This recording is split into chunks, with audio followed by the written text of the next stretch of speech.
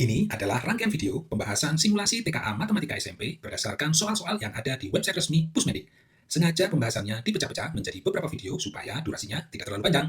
So, pastikan kamu sudah subscribe dan juga aktifkan tanda loncengnya biar nggak ketinggalan ya. Anyway, video ini juga menjadi bagian dari playlist simulasi TKA Matematika SMP yang linknya ada di deskripsi.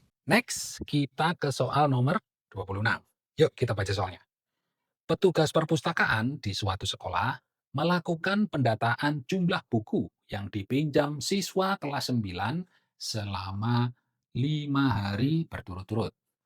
Hasil pendataan disajikan dalam diagram berikut. Oke ya, jadi ini diagramnya. Oke, ini diagram apa? Ceritanya.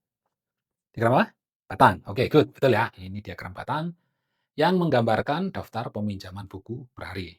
Kalau kita perhatikan ini tinggi batangnya ini menggambarkan jumlah buku ya yang dipinjam di masing-masing hari. Nah, di sana kan disebut 5 hari ya. Kalau kita lihat di sini memang ada 5 ya, Senin, Selasa, Rabu, Kamis, Jumat. Oke, kita baca instruksi soalnya. Pernyataan yang tepat tentang informasi pada diagram batang tersebut adalah, ya, di sini ada 4 opsi jawaban dan surprise-nya adalah ini kita cuma disuruh milih satu yang paling benar ya. Tidak ada keterangan misalkan masing-masing diminta evaluasi benar salah, atau jawaban benar lebih dari satu, kan nggak ada ya. Jadi berarti ini jawabannya cuma satu ya, kayak pilihan ganda biasa. Oke, karena ini datanya sudah cukup jelas ya, angka-angkanya juga, maka kita mending langsung aja ya mengevaluasi masing-masing opsi jawaban. Kita mulai dari yang A. Jumlah buku yang dipinjam setiap hari selalu meningkat. Nah, ini ya kata kuncinya selalu meningkat. Meningkat nggak? Ya, ini kan jelas ya, enggak ya. Ya, kalau Senin, Selasa, Rabu memang meningkat kan, tapi dari Rabu ke Kamis ke Jumat ya menurun. Oke, jadi kita tahu bahwa A ini bukan jawaban yang benar. Oke, jadi kasih tanda silang ini. Next kita ke yang B. Jumlah peminjaman buku pada hari Kamis lebih sedikit daripada hari Selasa. Yuk kita lihat. Kamis dibandingkan Selasa ya. Kalau secara visual sudah kelihatan yang Kamis ini kan lebih tinggi ya dibanding Selasa. Artinya lebih banyak. Sementara di sini dibilangnya Kamis lebih sedikit ya. Berarti salah kan? Oke. Yang B salah juga. Berikutnya yang C. Selisih jumlah peminjaman buku antara Senin dan Jumat lebih dari 10 buku. Oke. Senin segini, Jumat segitu. Gimana? Kira-kira lebih dari 10 nggak? Agak sulit memang ya untuk mengetahui, karena ini nggak ada garis-garisnya ya, dan kita juga nggak ada keterangan di sini angkanya berapa, maksudnya jumlahnya berapa. Oke. Nah, terus terang jadi juga awalnya agak kesulitan ya menentukan ini, sehingga waktu di website Pusmendiknya itu, waktu lihat di komputer, yang udah dilakukan itu benar-benar sampai udah di-zoom ya si ininya, apa, si grafiknya, terus jadi pakai ini, pakai penggaris ya, pakai mistar ini, melihat yang hari Jumat ini. Pas lihat hari Jumat ternyata memang Jumat itu emang ini ya, pas di 40 ya. Gitu. Jadi yang Jumatnya pas di 40. Nah, dari situ baru bisa jadi menentukan yang C ini. Karena kalau kita lihat yang Senin, dia kan nggak nyampe 50 ya, artinya 50 kurang sedikit gitu. Sementara Jumatnya pas di 40. Sehingga selisihnya ya berarti nggak nyampe 10 kan gitu. Maka yang C ini salah ya, karena dibilangnya lebih dari 10. Oke, C salah. Sehingga sekarang kita langsung ke yang D, terakhir. Ya sebenarnya ini ya, karena A, B, C salah, D pasti benar kan, logikanya gitu. Tapi ya udah kita lihat seperti apa. D, hari dengan jumlah peminjaman buku terbanyak adalah Rabu. Wah ini gampang ya, secara visual aja langsung tahu ya, walaupun nggak tahu angkanya berapa, Rabu kan paling tinggi ya, jadi memang, paling banyak jumlah buku yang dipinjamnya. Oke, sehingga jawabannya adalah yang D. Nah guys, di sini Dedi ada sedikit catatan ya, khususnya terkait C tadi kan, kan sebenarnya kita awalnya agak kesulitan ya menentukan ini sebenarnya selisihnya berapa sih gitu. Nah, tapi di sini sebenarnya kita juga bisa memanfaatkan fakta bahwa ini kan pilihan ganda biasa, artinya jawabannya cuma satu. Maka ketika C tadi misalkan dirasa sulit, kita langsung skip aja ya, langsung ngecek ke yang D gitu. Nah, D ini kan gampang ya karena jumlah peminjaman buku terbanyak Rabu, terus langsung kita lihat, oh iya benar Rabu memang paling tinggi ya, jadi Rabu pernyataan. Sehingga kalau D benar kan ya sudah kan, C nggak perlu kita nggak perlu kita perhatikan lagi, bisa kita abaikan lah ya, karena ini kan cuman mencari satu jawaban yang benar. Oke ya, jadi itu sedikit tips dari Dedi ketika kamu nanti mungkin kalau ujian menghadapi situasi-situasi seperti ini. Oke? Oke guys, akhirnya kita tiba di soal nomor 27, yang artinya kita tinggal sedikit lagi ya menuju total 30 soal. Yuk kita baca soalnya. Sebuah koperasi sekolah ingin mengevaluasi penjualan alat tulis selama 5 bulan terakhir. Berikut disajikan data jumlah pengunjung koperasi sekolah selama 5 bulan dan data persentase alat tulis yang terjual. Oke, kalau kita lihat di sini ada dua ya diagramnya. Yang atas ini diagram garis yang menunjukkan jumlah pengunjung koperasi per bulan. Nah, di sana tadi kan dibilang 5 bulan kan. Kalau kita lihat memang ini ada 5 ya, Januari, Februari, Maret, April, dan Mei. Sementara ini yang ada angka-angkanya adalah data jumlah pengunjung tiap bulannya. Nah, yang kedua di bawah sini adalah diagram lingkaran yang menunjukkan persentase alat tulis yang terjual. Tapi ini kan Mei ya, artinya ini hanyalah data di bulan Mei. Kalau kita lihat di sini ya, ada buku tulis 30%, 40% pulpen, terus penghapus 10%, terus terakhir ini 20% pensil. Oke, yuk kita baca instruksi soalnya. Berdasarkan kedua data tersebut, tentukan manakah pernyataan yang benar untuk setiap pernyataan berikut. Jawaban benar lebih dari satu. Oke ya, jadi di sini ada 4 opsi jawaban dan sudah diberi petunjuk ya bahwa jawaban benar lebih dari satu. Nah guys, kalau soal seperti ini ya, artinya datanya sudah diberikan secara lengkap berikut angka-angkanya, maka akan lebih baik kita langsung aja ya mengevaluasi tiap opsi jawabannya. Yuk kita mulai dari yang A.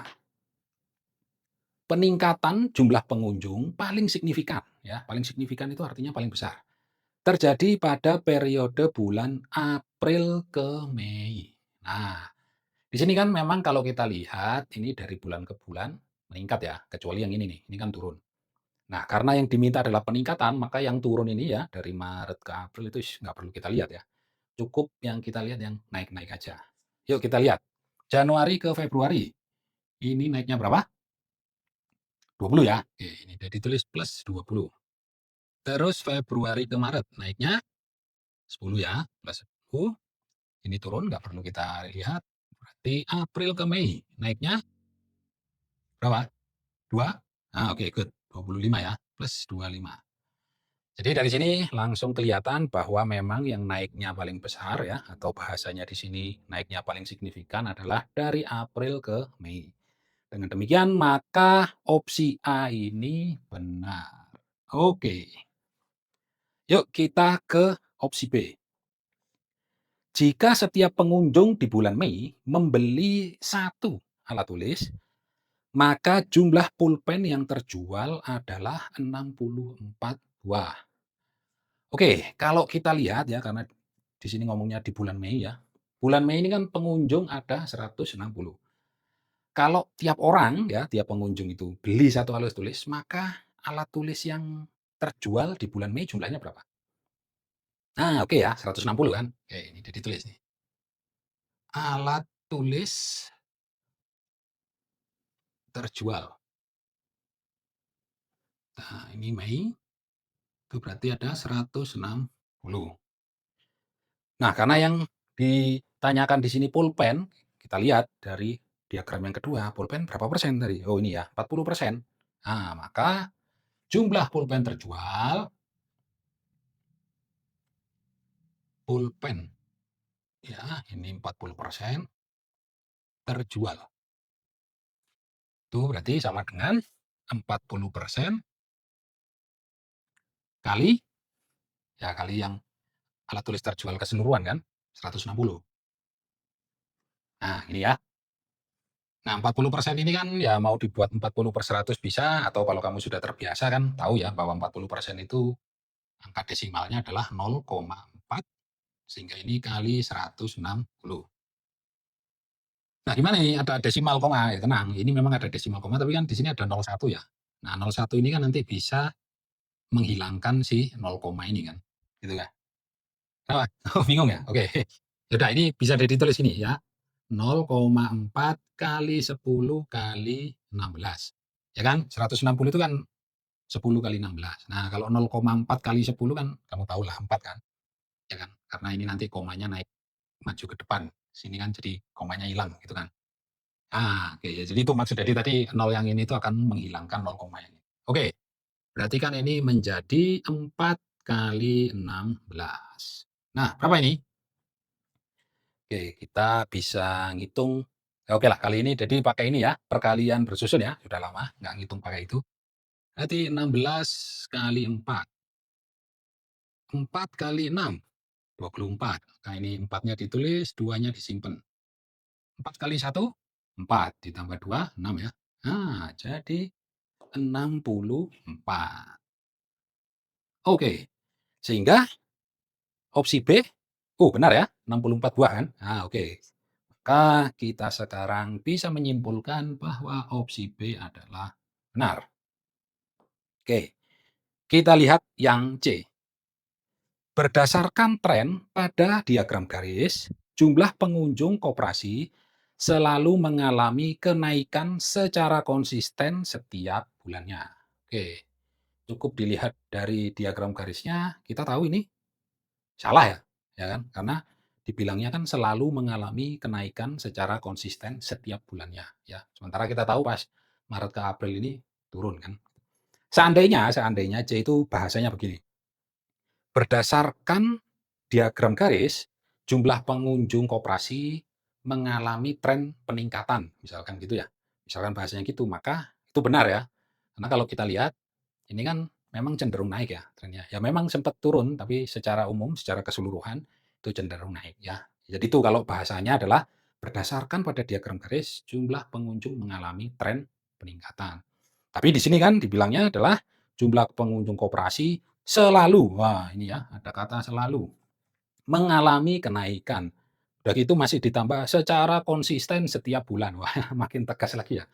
Jadi enggak ya, karena sempat ada turun satu kali. Oke. Dengan demikian, maka sekarang kita yakin bahwa C ini salah. Tinggal yang terakhir, yang D. Pada bulan Mei, jumlah buku tulis yang terjual adalah 50 buah. Oke, jadi kita lihat data ini ya, persentase alat tulis lagi. Dalam hal ini yang ditanyakan adalah buku tulis. Buku tulis mana? Oh, biru ini ya, 30%. Oke, kita jumlah buku tulis ya, kan 30% terjual. Sama dengan ya, sama dengan yang atas 30% kali 160. Oke ya. Nah, ini kan berdasarkan yang tadi sudah kita kerjakan, kita langsung tahu ya, ini 0,3 kali 160 dan itu sama dengan 3 kali 16. Oke, berapa? 3 kali 16. Kita bisa pakai bersusun atau pakai salah satu cara favoritnya Dede ya. Jadi ini kan 3 kali 16 itu kan sama dengan 3 kali 10 ditambah 6. Ini ya, 16 itu kan 10 ditambah 6. Sehingga ini kemudian menjadi 3 kali 10. Oke, 30. 3 kali 6, 18. Jadi 30 tambah 18, yes, ya, 48. Oke, berarti opsi jawaban D itu, salah ya, karena dia bilangnya 50. Sementara hitungan kita adalah 48. Oke, jadi opsi D ini salah. Oke. Dengan demikian maka untuk nomor 27 ini, jawaban yang benarnya adalah A dan B. Oke, ada pertanyaan sampai sini? Cara cepat? Oke. Nah, kalau menurut Dedi ini untuk bisa mengerjakan dengan cepat, satu kamu perlu teliti dan bisa membaca data ya, tuh. Terus kedua, kecepatan dalam mengerjakan ini juga ditentukan waktu melakukan perhitungan ini ya, gitu kan. Apalagi ini kan ada desimalnya, ada persennya, nah kayak gitu.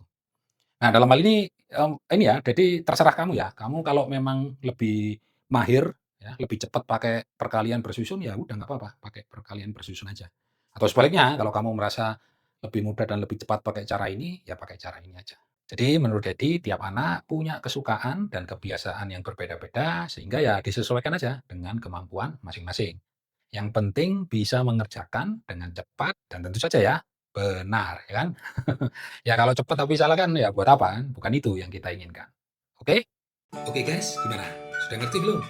Nah, untuk ngetes apakah kamu sudah ngerti atau belum, ini Dede kasih PR yang soalnya Dede bikin ya mirip-mirip lah dengan soal yang tadi sudah kita bahas. So, ini kamu kerjain dulu. Nanti kalau sudah, tulis jawaban kamu di kolom komentar. Dan kalau kamu pengen Dede bikin video pembahasan dengan ini, tulis juga ya di komentar. Tapi jangan lupa like, subscribe, dan aktifkan tanda loncengnya. So, sampai jumpa di video-video pembahasan berikutnya. Ciao!